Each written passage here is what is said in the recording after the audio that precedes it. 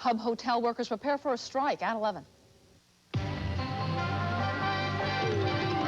Is there anything paltry about the castle of Daltrey? Is TV safer for Morley than art? Is Mary Frann all worked up over Newhart? Is Halley's Comet becoming a star on Earth? Entertainment Tonight, Hucklebucks through Friday, November 29th, 1985. Why bother?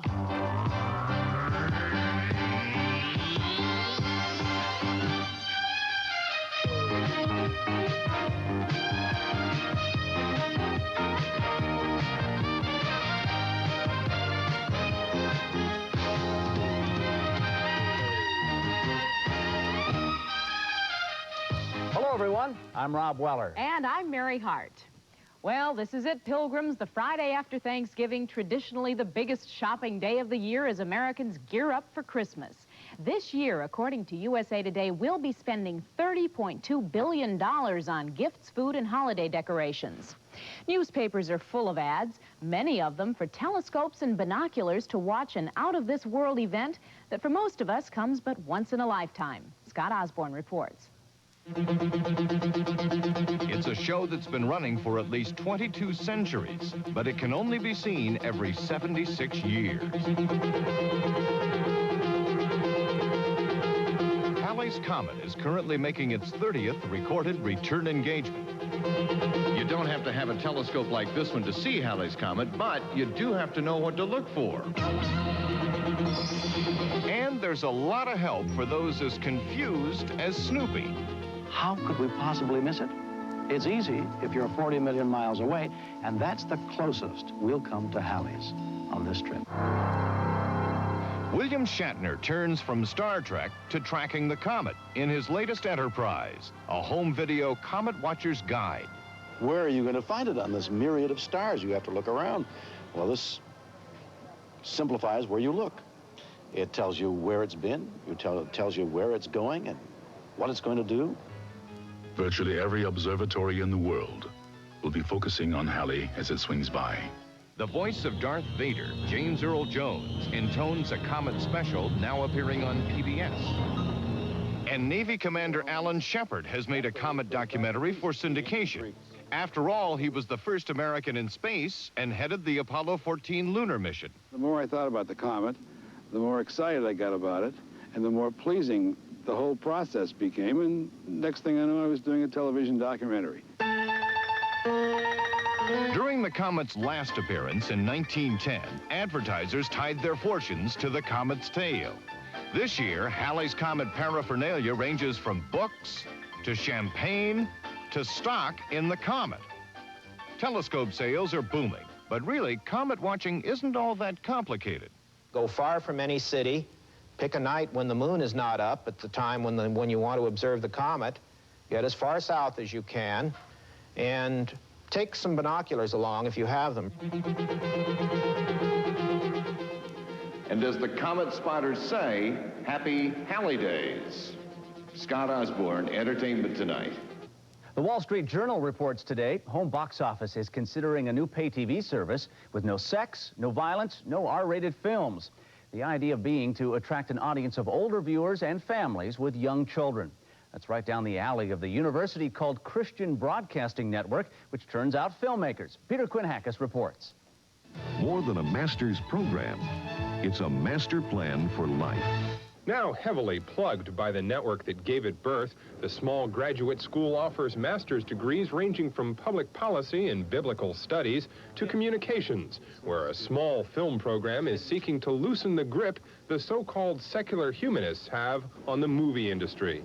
Filmmaking has sort of moved away from mainstream America, if you will, mainstream thought, mainstream values.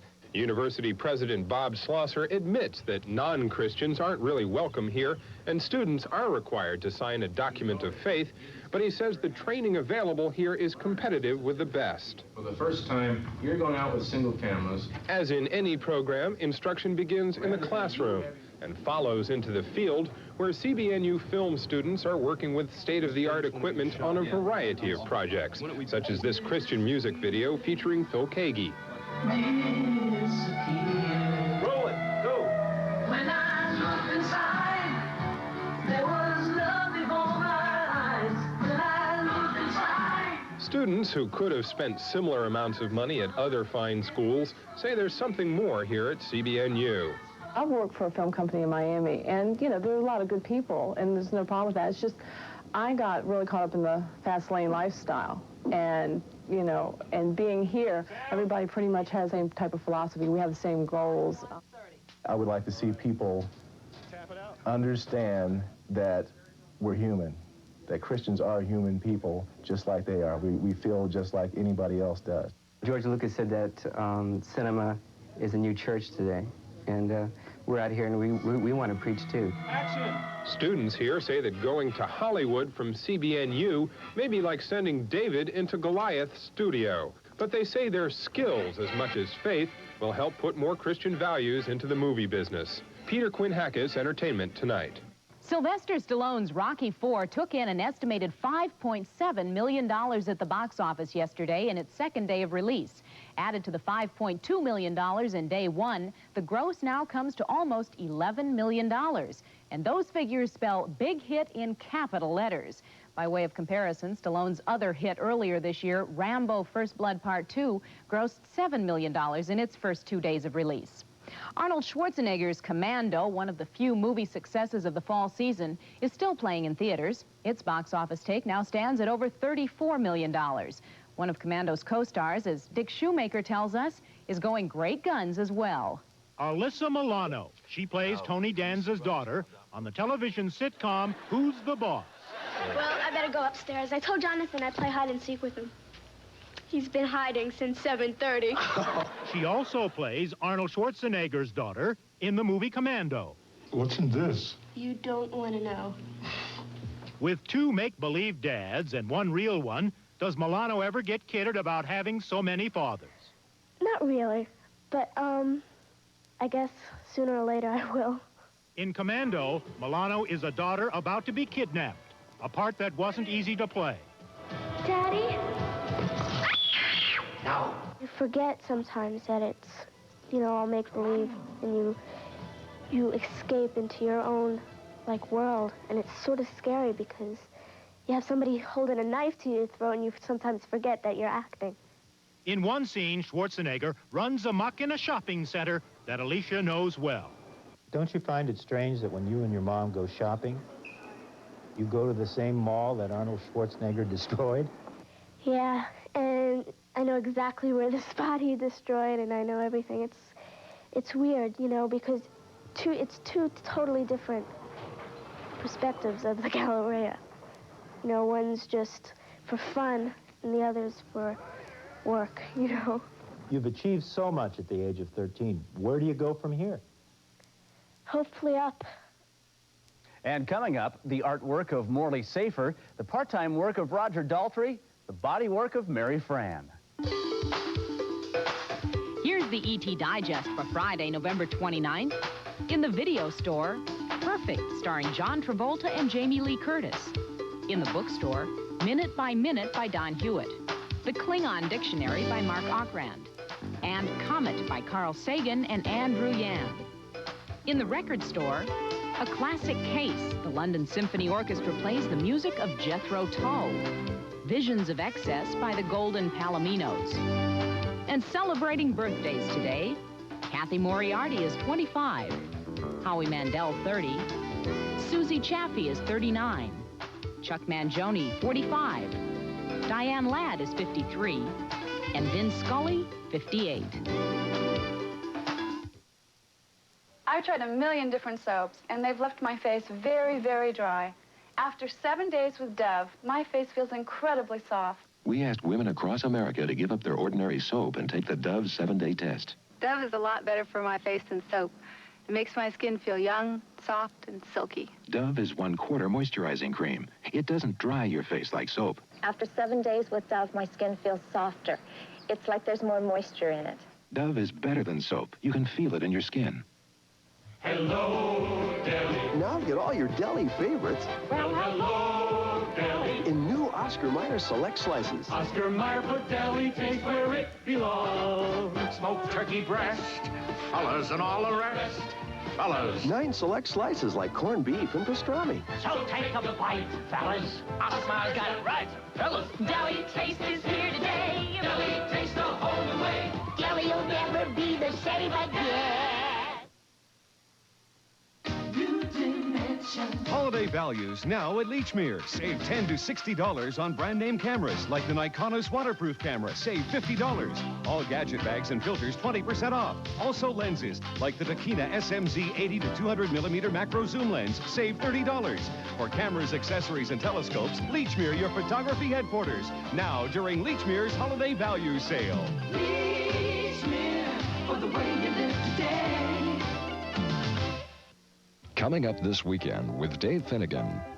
Hi, I'm Dave Finnegan, and this weekend, Saturday night at 7, a look at the Anglo-Irish Treaty. How significant is it, really? And then we're going to take a look at the controversy over the film Hail Mary. It's being shown in Cambridge, and a lot of people are unhappy about it. And then at Sunday morning at 10:30, we're going to take a look at a phenomenon that may be costing you a lot of money. It's people who use drugs in the workplace. Join us.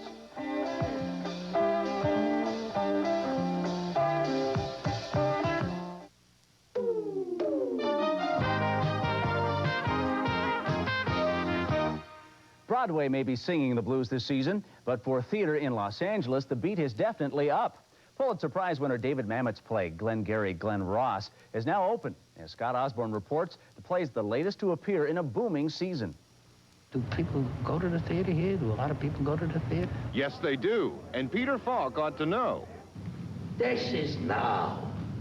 This is that thing that you've been dreaming of. Falk and Joe Mantegna opened in Glengarry Glen Ross. It's the latest addition to the burgeoning theater scene in Los Angeles. This is it.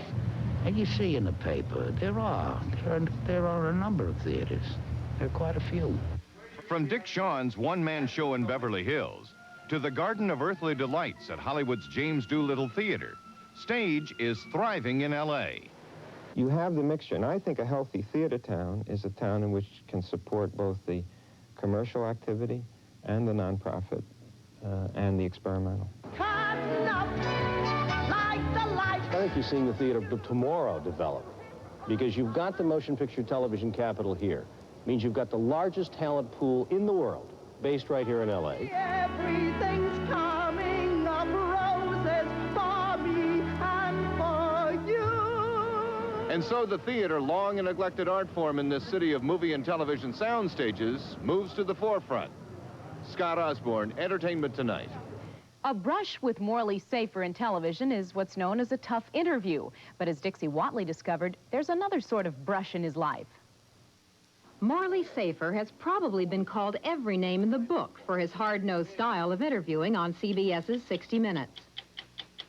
But Painter was not one of those names, until now. Safer is currently showing the artwork he painted while on vacation in France last summer. While his current work features French landscapes, he was dubbed the Matisse of Marriotts by Time magazine back in 1980 after his first art showing, paintings of motel rooms done while on the road for 60 Minutes. And he doesn't just show his work, he sells it. Yeah, Diane Sawyer bought one, Mike Wallace bought one, Don Hewitt bought one. Although he epitomizes the intrepid reporter, Safer admits he's nervous about inviting people to look at his work. It's awful.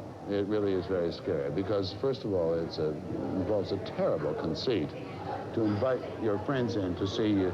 Be like hiring Carnegie Hall and say, I'm going to sing a couple of songs and then I'm going to do a striptease and then some recitations or something.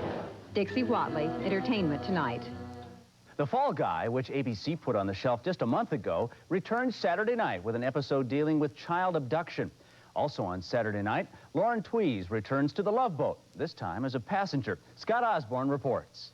Hey, here she comes. Here she comes. She's coming up the gangway. Okay, everybody, remember our plan? We act like she's just another passenger. This Love Boat guest, of course, already knows the ropes.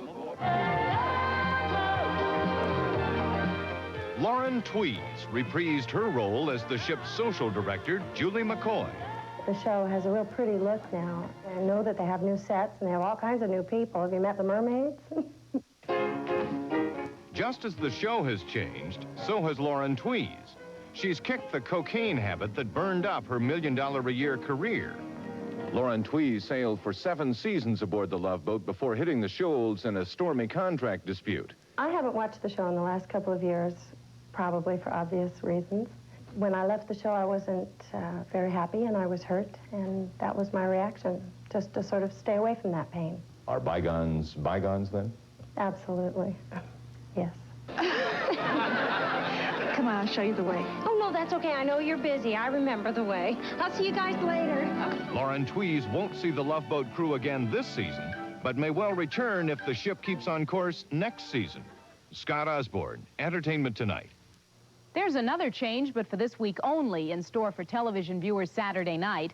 David Letterman's Holiday Film Festival will air on NBC in place of Saturday Night Live. The special features a group of guest stars' short films on humorous subjects. Among the contributors, Bette Midler. Lady Di finally came to the United States. She brought 90 trunks, 10 hairdressers, 3 makeup artists. She went to J.C. Penney's. I said, Lady Di, why bother? Every prescription from my stores gets triple checked. We check instructions, interactions, dosage. And every triple check sale item sells at the lowest price anywhere. This week's triple check sale special, Rick's Vitamins, entire line, buy one, get one free. Jerry Redding Milk and Honey Conditioner, 16 plus 4 ounce, $129. The Shetland Curling Iron, free after manufacturer's $4 rebate. Rick's Superdrug and Donnington Superdrug, triple check prescriptions, triple check sale prices. You've got to hurry to catch your Toyota dealer's first big 86 sales event, the Toyota Thanksgiving Value Parade. He wants to deal on every Toyota in stock, a big selection. But it ends tomorrow, so don't wait. Make your best deal now. And incentives to dealers on selected models could save you money. Hurry, stock is moving fast and it ends tomorrow. Your Toyota dealer's delivering big value at his Thanksgiving Value Parade. Who could ask for anything more? Norm Newsworthy here with Trash Can Dan, who says trash dumps aren't what they used to be. And it's all because of Massachusetts Electric. Well, what does Mass Electric have to do with trash? Their generating company has signed more trash contracts than any other utility. They're turning trash into electricity. A man can't earn a decent buck at the dump anymore. Well, maybe that's why Mass Electric has the lowest rates of any major Massachusetts utility. What about the little guy? What's the world coming to if there's no trash? Clean?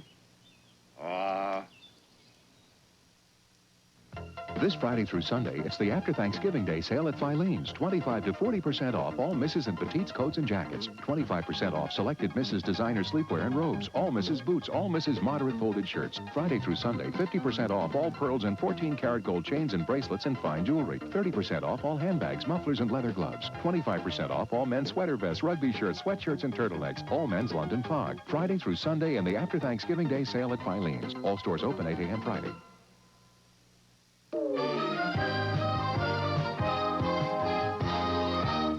If you're going to your local record store this weekend, here's what's selling. Mr. Mister tops the pop singles chart with Broken Wings, according to the latest from Billboard magazine. At the top of the R&B chart, Caravan of Love by Isley Jasper Isley. Lee Greenwood's I Don't Mind the Thorns is the #1 country single. And the Miami Vice soundtrack is once again at the head of the album chart. Roger Daltrey has had his fair share of hits, but these days, as Peter Quinn-Hackis reports, Daltrey is marching to the beat of a different drummer.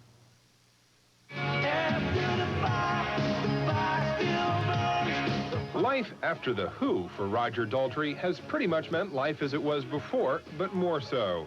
His new album, Under a Raging Moon, does echo The Who, but also represents his coming to grips with a breakup. He now spends his time on a variety of recording and video projects roundabout London and is making strides in his new first love, acting. But the master shot has got to be used for the beginning. Here, for a new British educational film, he stars as a teddy boy father. Past credits include several less than critically acclaimed movies, but he feels as an actor he's come a long way. There's something about him, his voice and all. It was like he sang about things you knew about, things that had happened to you, you know what I mean? When I first did my first acting role, which was Tommy, it was like someone kind of cutting through the chains. I just felt it was such a wonderful to be able to use everything. When he's tired of all the hustle and bustle and wants to take a break from his many, many projects, it's here in Sussex, just a couple of hours outside of London, that Roger Daltrey finds peace and home. Home is a centuries-old manor house on 350 acres, where he spends most of his free time with his wife Heather and son Jamie. This splendid isolation is not total, though.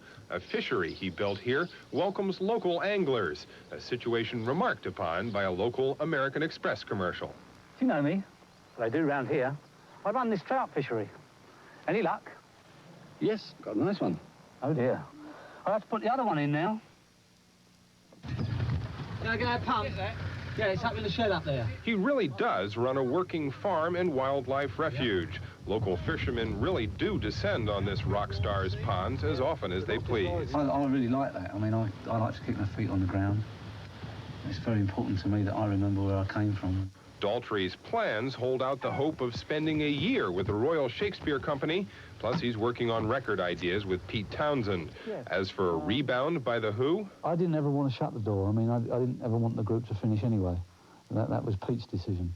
And if he ever came to me and said, look, let's get the band together because I've got a project that I want to do, or if I ever felt that there was a project that I couldn't do on my own that I thought would be good for the band, then great, let's get it back together. In Sussex, England, Peter Quinn-Hackis, Entertainment Tonight. If you're shopping for a video cassette as a stocking stuffer, here are the best sellers. Beverly Hills Cop once again tops Billboard magazine's latest list. Ghostbusters is second, followed by Jane Fonda's new workout. Pinocchio, White Christmas, Jane Fonda's workout. And then Dumbo, Amadeus, Mary Poppins, and Motown 25. Yesterday, Today, Forever. And if your shopping doesn't take forever, you might want to go to a movie. Leonard Maltin, no Scrooge he, has a review of One Magic Christmas. It's a little early to be dreaming of a white Christmas, but I gotta tell you, watching the new Disney movie One Magic Christmas sure put me in the right mood. Mary Steenburgen stars as a working mother of two who definitely hasn't got the Christmas spirit. Her husband has lost his job and nothing seems to be going right. Then one night, her daughter runs away, only to return after an eye-opening adventure.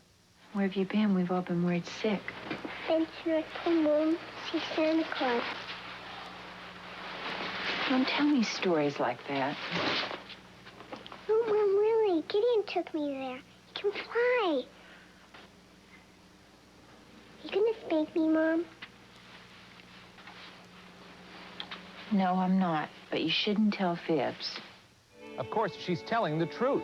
And it's only when Mary Steenburgen finds it out for herself that the humbug is driven out of her. She also gets an assist from one unlikely guardian angel. In the old days, they cast warm, cuddly types as angels. Now it's Harry Dean Stanton.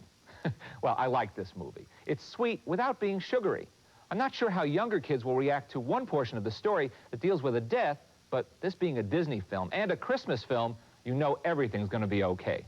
Watching One Magic Christmas is a nice way to get yourself into the holiday spirit. It worked for me, and I'm giving it an 8. I'm Leonard Maltin, Entertainment Tonight. And when we return, Mary Frann works out, and so does Bob Newhart. Sort of. Check your local listings this weekend for time and station as Entertainment This Week turns the spotlight on Sally Field and James Garner. a behind-the-scenes report on General Hospital. Rona Barrett with Ellen Burstyn. And Barbara Hauer with part 2 of her interview with Yoko Ono. This weekend, all new on Entertainment This Week. This Friday and Saturday only, everything's on sale at Levitt's. It's spectacular. Everything in stock, reduced 15%. Friday and Saturday only at Levitt's. Hello. Time for winter boots again. You know, the ones that make you look like Bigfoot. Normally, a grown man can't get excited about these things, but if they're built like these, have style for men, women, and children, save you lots of money, and come from Tom McCann. Tom McCann, the shoe store for people who love shoes and great sales. Sale ends December 1st.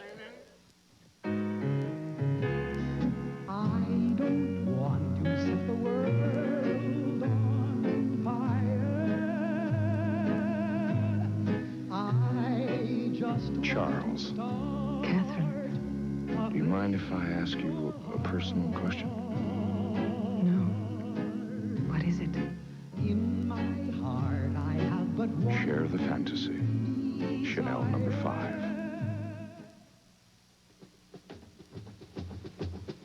Hello, I'm Gary Armstrong. This week on Urban Update, we'll tell you about the controversy surrounding AIDS in Africa. We'll also take you to Wareham, Massachusetts, cranberry country, where a young couple is working hard to maintain a family tradition. Also, you'll meet Dr. Harriet Musumbe, a college professor whose specialty is African folktales. So join us for Urban Update, Saturday night at 7:30.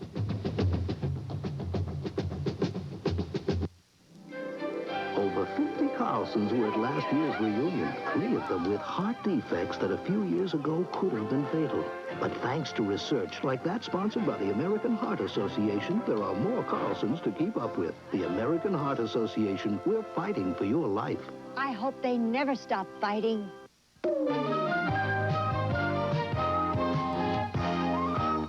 Does art imitate life? That's a little too heavy to contemplate. How about this? Can a situation comedy imitate life? Mary Frann is giving the theory a workout. Next week's episode of Newhart emerged out of the cast zone experience. Hi, honey. Stephanie and I are going to do our aerobics. Want to join us? Damn. I've got my leotards in woolite. At the end of last season, I started campaigning to have an aerobics class. She's alive. To feel good, to increase your stamina and energy, to stay in shape. Of course, half the time we're in the class saying, you know, some people have actually been known to sit down and have a sandwich at this hour. You put your right foot in. And Bob certainly gets a workout walking from his dressing room to the commissary.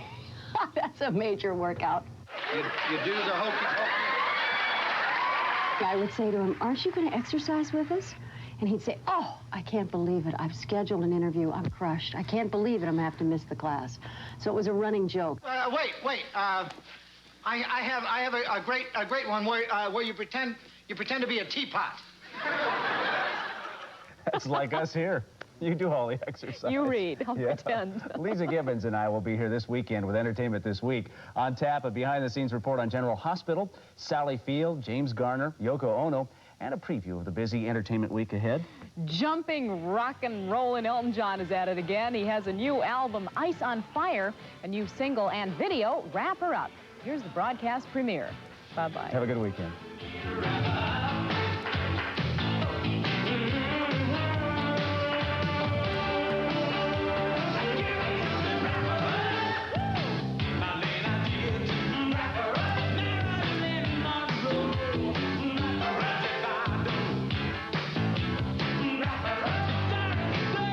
If the snow on the ground has your spirits down and your yard work on hold, I've got good news for you. This is meteorologist Tom Chisholm, and I'll have my complete weekend forecast tonight on the New England News at 11.